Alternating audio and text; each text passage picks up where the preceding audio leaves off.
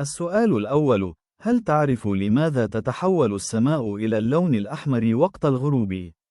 هل هو انعكاس القمر، أم تشتت الضوء، أم امتصاص الأكسجين، أم حرارة الشمس؟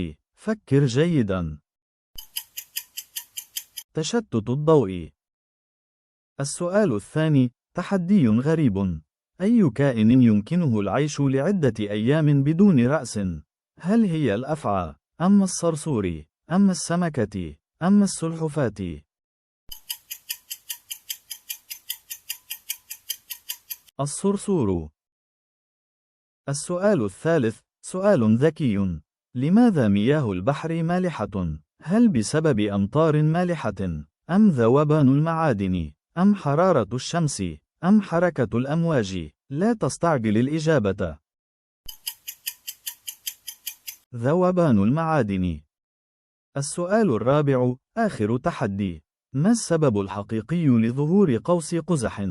هل هو ضوء القمر، أم انعكاس فقط، أم انكسار وتحلل الضوء، أم الغيوم؟ إذا عرفت فأنت ذكي. انكسار وتحلل الضوء.